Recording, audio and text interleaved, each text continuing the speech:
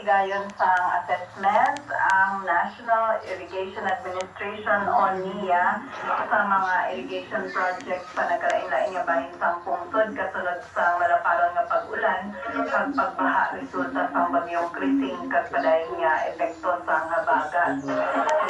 Tutukan ni NIA Administrator Engineer Eddie Julian ang aktibidad nga nagakip sa pagsusi sa kayundangan sa mga major dam nga sa idalom sang pagdumalahan sang NIA.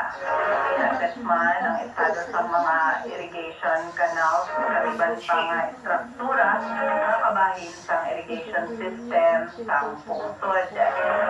Pahanumduman ni Administrator Julian ang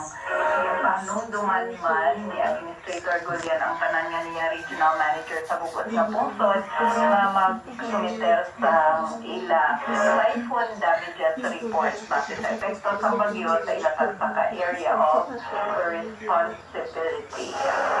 Ang man nga lakipan ini sang validation certificate halin sa Office for Organ Civil Defense isikaran sa proseso sa pag-validate sa mga damage. So, ay Julian, ang mga report magaserti na basihan sa niya sa pagdesisyon kung paano mag-responde sa mga irrigation facilities na naapektuhan sa kalamidad.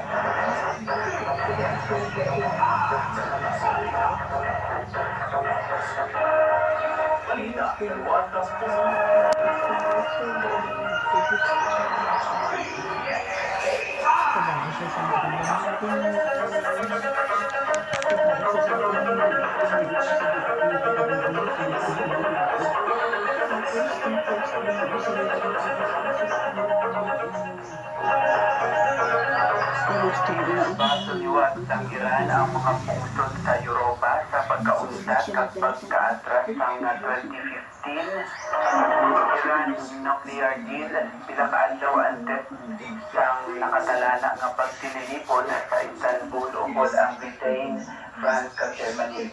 So kay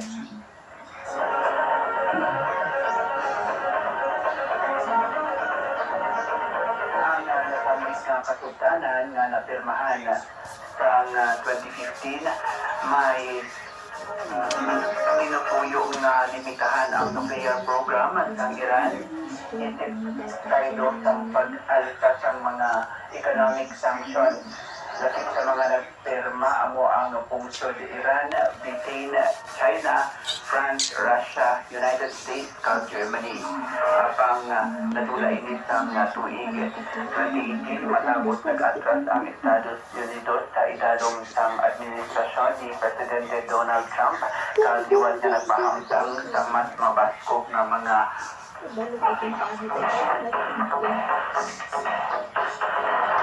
penalidad batok sa Iran.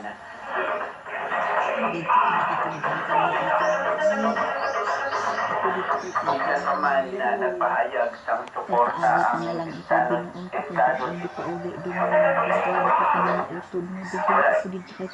wala nakapatuman sa epektibo nga economic mechanism na magsuporta kontra sa epekto ng US sanctions. Kung sini madamo nga kumpanya sa